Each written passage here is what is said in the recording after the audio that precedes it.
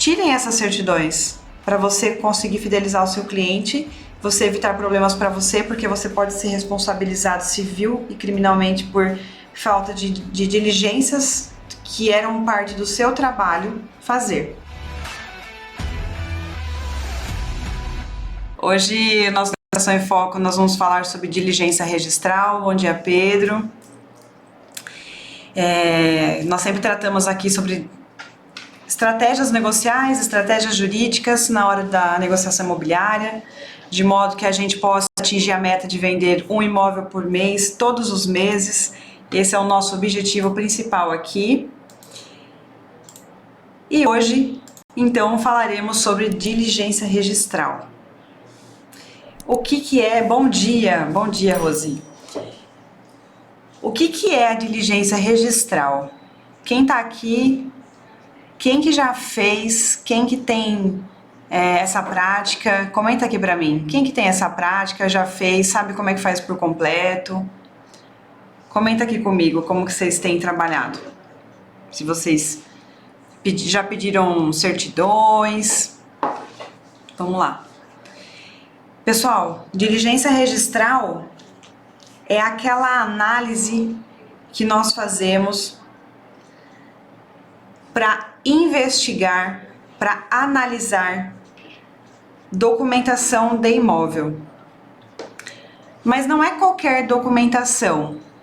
Nós fazemos essa análise para ver os riscos. Quais documentos nós vemos? A gente vai sempre ver proprietário e vamos ver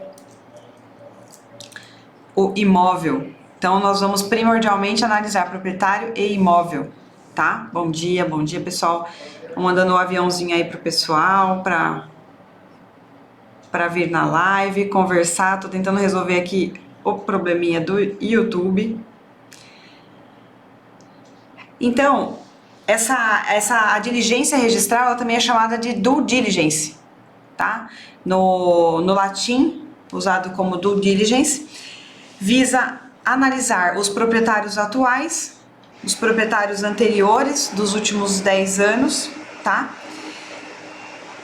E a gente analisa os riscos tributários, a gente analisa os fiscais tributários, nós analisamos problemas cíveis, de fraude de execução, nós analisamos várias questões sempre voltadas para o proprietário, mas, como eu disse, nós também analisamos quem? O imóvel.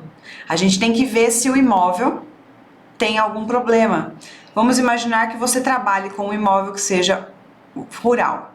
O imóvel urbano são alguns requisitos e o imóvel rural são outros requisitos, certo? Mas, basicamente, todos os imóveis necessitam dessa análise. Se for rural, você vai analisar algumas coisas, seja ambientais, passivos ambientais, áreas de preservação permanente. E o urbano, a gente vai analisar outras situações. Nós vamos analisar se há débitos de IPTU, se tem alguma coisa nesse sentido, se tem alguma irregularidade, se é um loteamento às vezes clandestino, tá bom? Então, a diligência ela serve para a gente minimizar os riscos que envolvem o negócio, certo? Como nós fazemos isso? Alguém sabe me dizer? Olha só. Quem que deve fazer essa análise? Quem que deve fazer? Vamos dizer assim, é a due diligence, a diligência registral versus corretagem. Quem faz essa averiguação, essa análise de risco, quem que precisa buscar isso daí? É o corretor de imóveis. Por quê? Você pode falar assim, mas eu trabalho com uma imobiliária, eu que tenho que fazer isso? Eu vou te dizer, se a imobiliária fizer o trabalho, que tem um jurídico que faça, não tem problema, ótimo, você vai focar nas vendas e a imobiliária vai fazer essa análise para você. Porém, ainda assim eu digo, é importante que você conheça a matéria, tá? É importante que você saiba o que você está fazendo, quais são os riscos, o que pode gerar futuramente a curto, médio e longo prazo de problemas para o proprietário e para o comprador, no caso, né, para quem está adquirindo o imóvel. Então, a diligência registral, ela deve ser analisada por quem está intermediando a negociação, tá bom? E aí, o corretor de imóveis precisa conhecer quais são essas certidões, o que é uma fraude à execução, quando ela acontece, uma fraude contra credores, quando ela acontece, e tem que saber todas as certidões e quais são as principais, vamos dizer assim. Existem certidões que são imprescindíveis, que sem elas vocês não vão conseguir fazer uma escritura pública, e tem algumas certidões que elas são prescindíveis. Você consegue eventualmente não tirar, mas o que eu falo sempre? É tão fácil de tirar essas certidões que não compensa você dispensar nenhuma delas, tá bom? Não compensa. E por que você faz isso? Bom dia, bom dia. Tudo bem, gente? Manda um aviãozinho aí pra galera, pra entrando na live. Tomando um cafezinho aqui, tá? Não tinha tomado um cafezinho ainda. Então, pessoal, a necessidade do corretor de imóveis em fazer essa análise, sabe o que acontece? O seu cliente ele vai ser fidelizado, porque você vai ver se há riscos na hora da venda do imóvel e vai ver se o comprador também está seguro. Então as duas partes vão sentir segurança jurídica na hora da alienação e na hora da compra do imóvel. Isso vai fidelizar o seu cliente com você, corretor que está fazendo esse trabalho para ele, que presta esse serviço para ele, e ele vai sempre procurar você para vender ou comprar imóveis. E isso faz com que você venda todos os meses, porque esse é o nosso objetivo maior aqui, vender todos os meses. E aí você precisa gerar essa fidelização do cliente, você precisa fidelizar o cliente para que ele volte com você, você precisa gerar essa conexão de segurança. A segurança é uma das coisas que as pessoas mais buscam na hora de vender o imóvel, tá bom? Então, façam isso e entendam as certidões, o que você precisa analisar, ainda que você preste serviço para uma imobiliária. Saiba o que significa cada certidão, saiba para que ela serve, tá? E a gente fala CND, o que afinal de contas é CND? CND é a abreviação, é a sigla da certidão negativa de débitos, tá? É certidão negativa de débitos. Às vezes você pode encontrar uma certidão positiva. A certidão positiva, se ela tiver um efeito de certidão negativa e virar escrito isso na certidão, maravilha, você pode utilizá-la também para fazer a venda do imóvel, tá bom? Quais são os dois principais pontos que você precisa ver quando você pega a certidão e analisa, por exemplo, que a certidão está positiva? Duas coisas. Dois nomezinhos aí que vocês precisam anotar: fraude contra credores e fraude à execução. A fraude contra credores, gente, é uma coisa mais voltada para o direito material.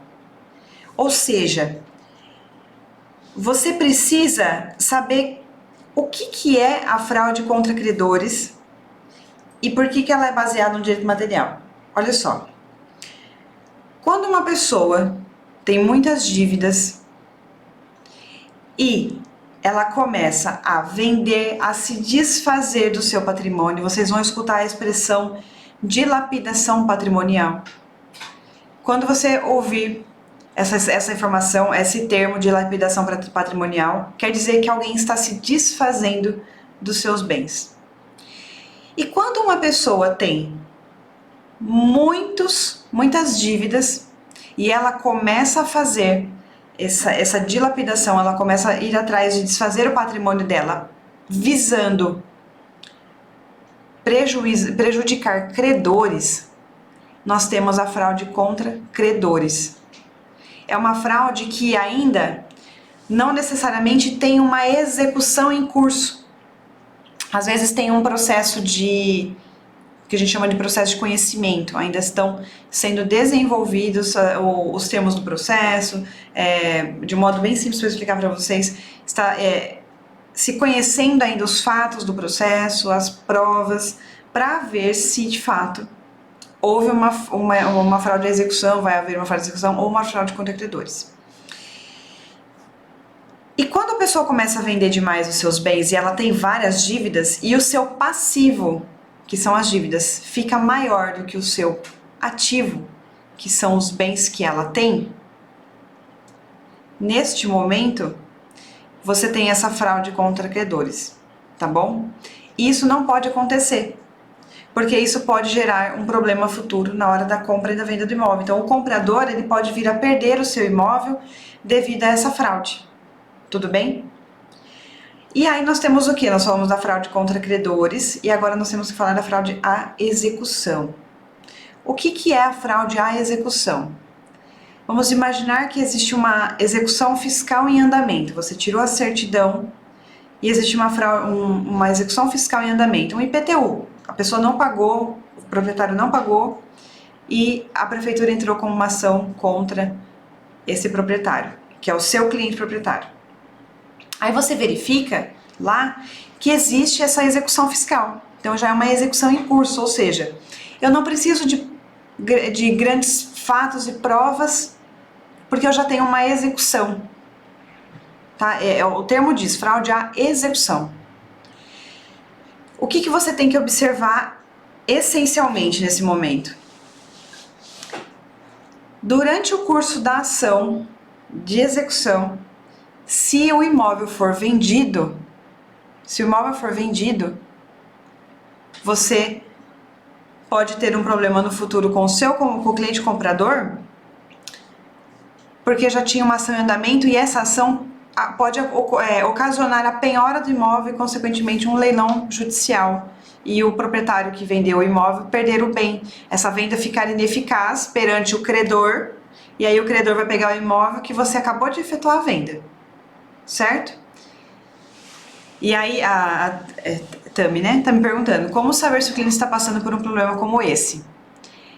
Com as certidões, tá? Com essas certidões que nós vamos passar aqui para vocês, quais são essas certidões e onde que você enxerga essa informação, tá bom?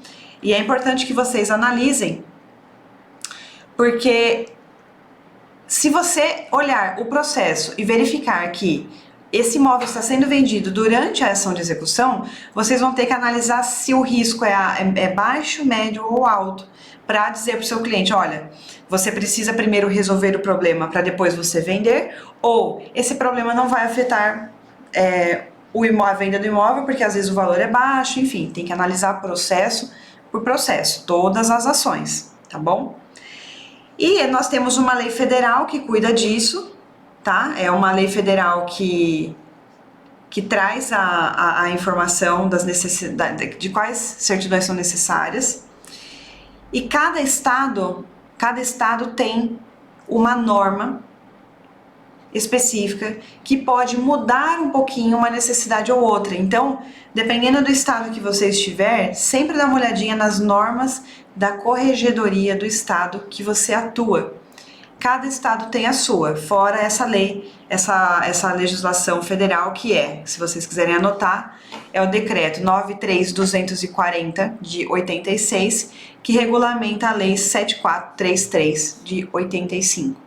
Nessas duas legislações existem as certidões que são necessárias, a lista, para que vocês possam efetuar a diligência registral de forma mais completa, tudo bem? Quais são as certidões necessárias? Nós temos certidões que devem ser tiradas tanto na esfera de fiscal tributária, e nós temos as certidões que devem ser tiradas no âmbito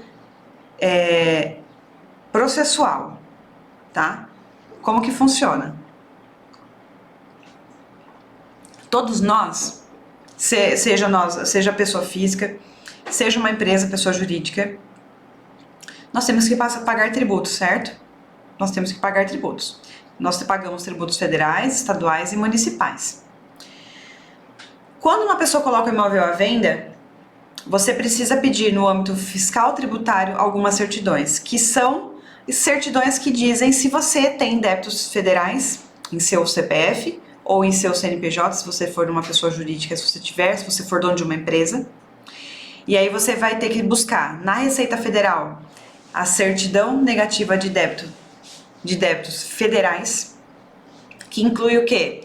Imposto de renda de pessoa física, imposto de renda de pessoa jurídica, INSS, FGTS, várias coisas que são do âmbito federal, tá? Se você é uma empresa que importa e exporta, imposto de importação, imposto de exportação.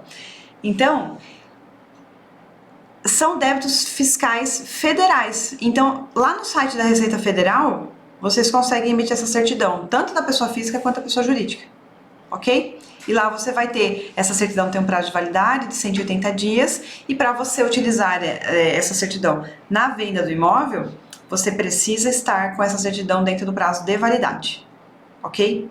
Aí nós temos o quê? O âmbito federal, âmbito estadual, que são IPVA, nós temos o ITCMD, que é o quê? Imposto pago na hora de uma doação de imóvel ou na hora de... Quando você recebe por herança, você como herdeiro tem a obrigação de pagar o imposto, que é o ITCMD, então é o imposto de doação e transmissão causa mortes, né, por conta de morte. Se você, por exemplo, como herdeiro ou como quem recebeu uma doação, não fizer o pagamento do imposto, o seu CPF ficará com essa restrição. E onde eu vou ver que existe essa restrição? Na certidão negativa de débitos inscritos ou débitos não inscritos na dívida ativa do estado que você atua. Todo estado tem uma dívida ativa estadual ou de débitos não inscritos estaduais. Tudo bem? E aí, com essa informação, você consegue orientar o seu cliente. Olha, a sua certidão estadual de débitos, bom dia Sérgio, de débitos, ela saiu positiva. Mas muitas vezes, por exemplo, aqui no estado de São Paulo, não sai na certidão do estado qual é o débito, mas você tem como orientar o seu cliente e falar assim: existe um débito, você precisa fazer contato com a fazenda estadual para resolver o problema que você tem lá, tá? Então assim, porque dependendo do caso, é uma dívida muito alta de valor, e aí pode ocasionar um risco de perda de imóvel nesse sentido. Agora, se for uma dívida pequena, a pessoa consegue regularizar em pouco tempo, e aí você consta tudo em contrato depois. Nós já falamos de compromisso de venda e compra aqui na terça-feira, tá bom? E aí você vai desenhando o contrato conforme você tem essas questões a serem resolvidas, tá? Onde você tira essas certidões? Aqui no estado de São Paulo tem um site que é da dívida ativa do estado de São Paulo, e tem uma de débitos não inscritos. Tá? Nesses dois sites vocês conseguem emitir as duas certidões. Carol, o que é débito inscrito e débito não inscrito? Alguém deve estar se perguntando aí. Débitos inscritos são débitos que já estão na dívida ativa. Então a pessoa tem um período para pagar. Não pagou? No ano seguinte, normalmente, no ano seguinte, o fisco pode inscrever o seu nome em dívida ativa. E aí você fica com o nome negativado, e depois disso vira a execução fiscal, tá bom? E aí também é um problema porque pode gerar uma fraude à execução fiscal.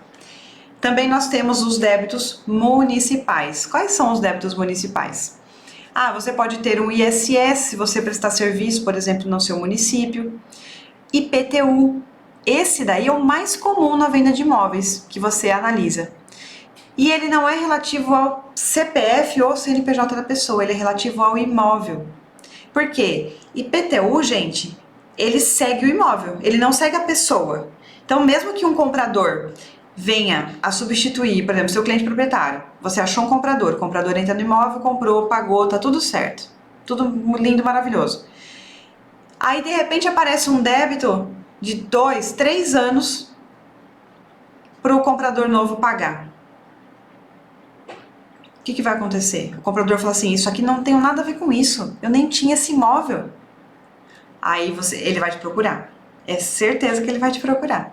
Aí você vai falar, não, mas é porque o débito segue o imóvel, independente nas mãos de quem esteja esse imóvel. E aí você vai ter que procurar o antigo proprietário, conversar com ele, dizer que aquele débito era dele, para ver se você consegue receber, você intermediando, lógico, ajudando o seu cliente comprador, para que ele venha pagar e o seu comprador não fique insatisfeito, tá? Por quê? O comprador não vai querer pagar isso daí, tá? Ele não vai querer pagar. Mas pode ser que o antigo proprietário fale assim, não tenho nada a ver com isso. Não tenho nada a ver com isso. Por isso que essa certidão é importante. E ela vai constar lá na escritura pública, tá bom? Essa certidão é importante por causa disso. Para vocês não terem problemas lá na frente, que o comprador venha falar que ele não tinha nada a ver com o problema e nada disso. Então, Então, conversa, puxa essa certidão. Dessas três que eu falei, dos três âmbitos, né, tanto federal, estadual e municipal, eu diria, se por grau de importância, a federal e a municipal, entre as duas, são certidões imprescindíveis, que a gente falou lá no início. Tem certidões que são absolutamente essenciais e tem umas que você pode tirar ou não. Mas tire, porque é muito fácil, normalmente gratuito, então não compensa você dispensar esse tipo de certidão, porque não pode haver um problema futuro também, e aí você se precaver de futuros problemas, tá? E, gente, retomando aqui, na verdade, reforçando para vocês aqui, o quê? Tirem essas certidões para você conseguir fidelizar o seu cliente, você evitar problemas para você, porque você pode ser responsabilizado civil e criminalmente por falta de diligências que eram parte do seu trabalho fazer, tá bom? Então, façam, tirem, não corram esse risco, tudo bem? Para vocês venderem todos os meses. Para que vocês vendam sempre, vendam todos os meses. Então, nós falamos das certidões de âmbito fiscal e tributário. Vamos falar um pouco das certidões no âmbito processual. Do mesmo jeito, gente, a regra. Nós temos âmbito federal, estadual, municipal. As certidões que são do âmbito federal são aquelas que estão previstas, que são tiradas no Fórum da Justiça Federal e da Justiça do Trabalho. A Justiça do Trabalho, ela está englobada na Justiça Federal, tá bom? Vocês têm que tirar sempre em todas elas primeira e segunda instância. O que é isso? Primeira instância é o processo inicial que alguém entra, uma pessoa move contra a outra, ou o fisco move contra uma pessoa física ou jurídica, tá bom? E aí tem uma resolução, processo, há uma sentença, uma das partes não concorda com aquilo, vai para a segunda instância, então é em sede de recurso. Se for para a sede de recurso, não tem resolução de problema de ação ainda. Se não tem resolução de ação, vocês precisam saber o que está acontecendo naquele recurso. Porque às vezes a pessoa ganhou no fórum aqui na primeira instância, mas ela perde na segunda. Então, assim, não é porque na primeira já foi resolvido, já tem sentença. Se não, anotem isso, se não transitou em julgado uma sentença, você ainda não tem nada definitivo. Tudo bem? Pode ter recurso ainda e pode mudar o jogo no tribunal, lá na segunda instância, que no caso é São Paulo, pode ir para Brasília, STJ, STF, tá bom? Então tem que tirar em todos os âmbitos as certidões. Então, primeiro e segundo grau, na federal, Justiça Federal, Justiça do Trabalho. E essas certidões que nós estamos falando aqui é de distribuição de ação, certo? Distribuição de ação, beleza. O que aqui pode acontecer? Sair positiva. Pode existir ações em nome dessas pessoas em que você está buscando o CPF ou CNPJ. Vocês têm que analisar todos os processos para ver os riscos que essas ações podem ter sobre a negociação que você está fazendo. Um por um. Não tem como fugir disso. Tem que olhar processo por processo, valores que são as ações, para conseguir saber se vai ter prejuízo ou não futuramente para um eventual comprador. Tá bom? Nós também temos uma certidão que vocês já devem ter ouvido falar, que chama Certidão Negativa de Débitos Trabalhistas. Essa certidão quer dizer que a pessoa, seja CPF ou CNPJ, Se ela sair positiva, quer dizer que a pessoa está num banco de dados de ações de execução trabalhista, mas já está executando uma sentença. Essa pessoa já está pagando, já está lá num cadastro onde vê que a pessoa deve para algum trabalhador. E aí tomem muito cuidado com a esfera trabalhista, porque a esfera trabalhista ela tira bens do patrimônio do vendedor de uma forma muito fácil. Ela vai sempre priorizar o trabalhador. Então, se o seu cliente é dono de empresa, tem uma funcionária que é uma empregada doméstica que tem uma legislação específica que faz o registro no CPF do empregador, se sair certidão positiva, tanto de distribuição trabalhista quanto de CNDT, que é a Certidão de Débitos Trabalhistas, tomem cuidado com essas ações, porque elas podem ocasionar o desfazimento da sua venda e compra. E aí o comprador ficar a ver navios, e aí ele vai ficar bravo, e aí ele não vai nunca mais confiar em você, porque você fez uma venda para ele e você não checou todas essas informações que eram necessárias de serem checadas. E aí você vai começar a ter problema na praça aí no mercado imobiliário, porque vão falar. Vocês sabem, né, que notícia boa demora para aparecer, mas notícia ruim, ela corre. Então, se o comprador começar a queimar o seu trabalho porque você não fez, porque você deixou de ver alguma coisa para ele, pronto, aí você já vai começar a ter uma maior dificuldade. Se você já tem dificuldade, a sua dificuldade vai aumentar ainda mais, porque você, de fato, não está conseguindo exercer seu trabalho direito, e ainda mais quando tiver pessoas falando mal de você por aí. Então não façam isso, tá bom? Nós temos também o âmbito estadual, tá? Cada estado tem o seu Tribunal de Justiça, que é o Tribunal do Estado de São Paulo. Santa Catarina tem o seu, Minas Gerais o seu, Bahia, Pernambuco, Amazonas, é estadual. Nesse fórum são vistas ações tanto de problemas de, por exemplo, execução fiscal de município, de IPTU, é no âmbito estadual que se discute. No fórum, não existe um fórum municipal, né? Uma coisa é o prédio do fórum lá no município, outra coisa é você falar da esfera. Então, da esfera é o estado que tem a competência para resolver causas municipais. Então, é o Tribunal de Justiça do Estado que você está atuando aí da sua cidade. Nessa esfera, nós puxamos várias certidões. Por exemplo, aqui no estado de São Paulo, nós puxamos a certidão de falência da pessoa, para ver se ela não tem processo falimentar em andamento, porque se tiver, só pode vender se tiver autorização judicial, senão não pode vender, tá? Nós tiramos inventário, certidão de inventário, para ver se não tem inventário em curso, sob pena de, eventualmente, tem um inventário em curso, a pessoa quer vender, quem tem que assinar não é a pessoa, porque ela já faleceu. Às vezes tem credor dentro do processo de inventário reivindicando determinado imóvel para justamente quitar um débito que ele tinha. Então, a de inventário é importante. Nós tiramos a cível dos últimos 10 anos, que pode ter, aí vai constar as execuções fiscais, as cíveis. Tem estados, gente, que essa certidão é separada. Então, sempre peça, tanto cível quanto fiscal, independente do estado que você esteja. Sempre peça fiscal e cível. Se ela for junta, ótimo. Se ela não for, você pede as duas, tá bom? Nós temos certidões criminais que precisamos tirar, especialmente se você trabalha com imóvel rural e pode ter havido algum tipo de crime ambiental e há uma execução já criminal em andamento. O que vai acontecer? Crimes ambientais, eles passam do CNPJ para, em algumas situações, para o CPF.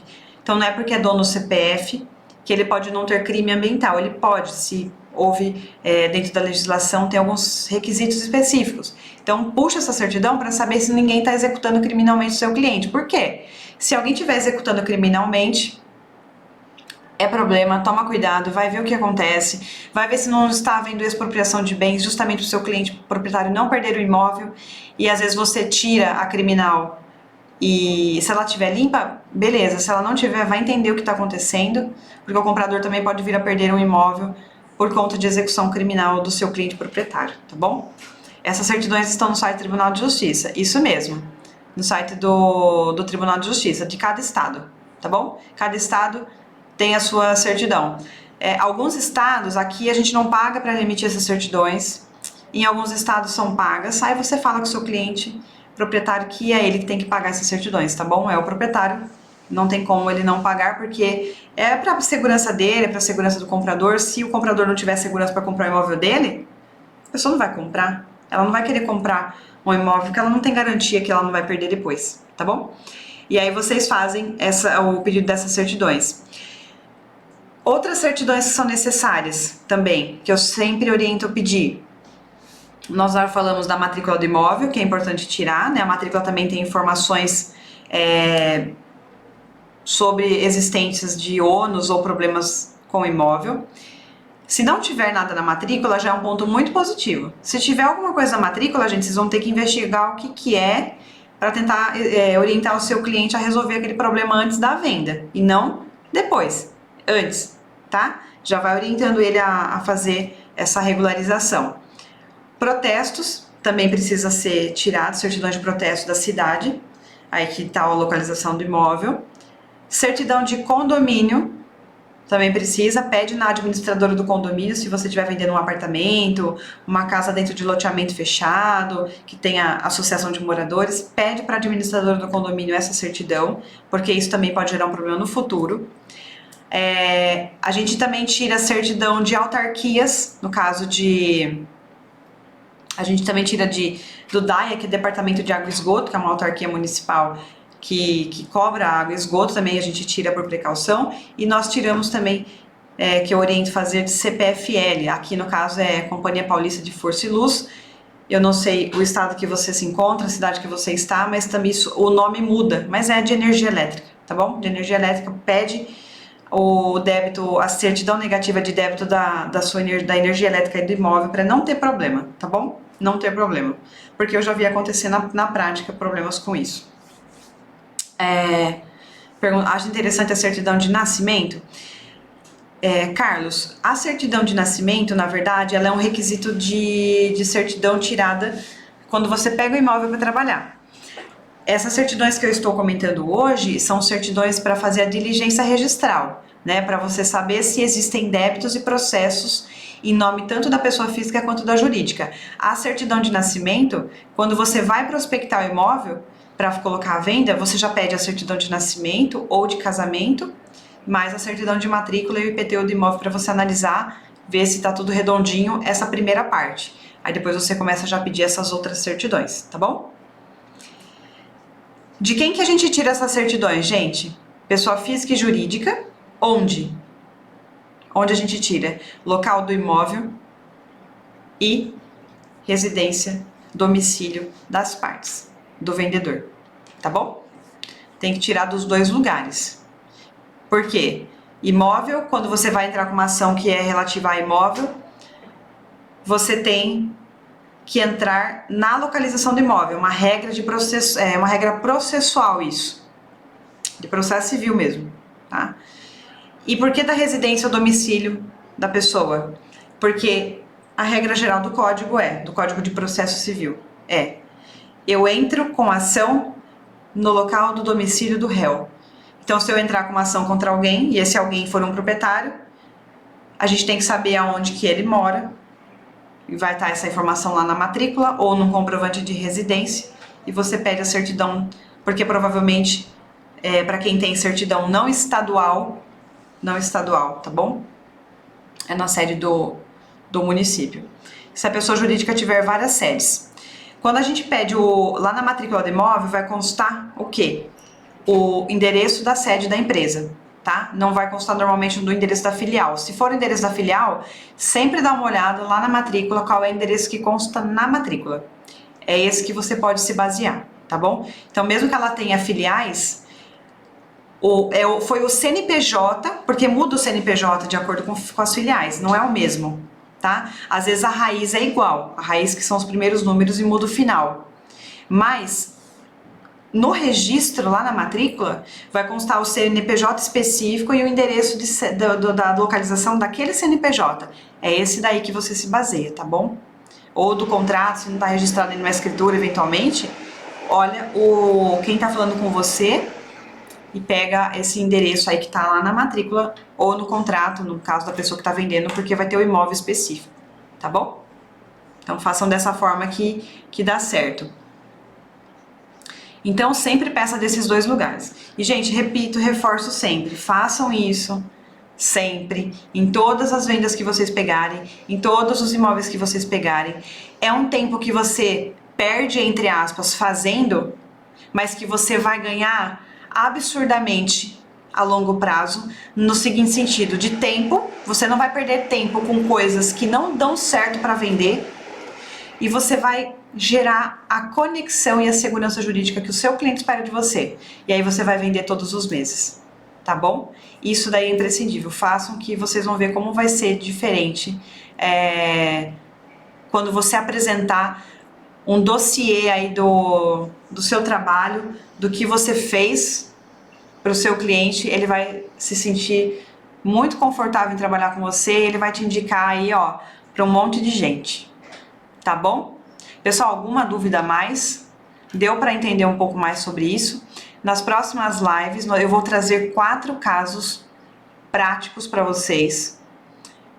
Eu vou trazer aqui grandes informações de como a gente fez as negociações na prática, de todas as negociações feitas no ano passado e desse ano já. Eu vou trazer o que aconteceu e como a gente desenhou a negociação para que ela fosse vendida. E todas as que eu vou apresentar foram feitas às vendas.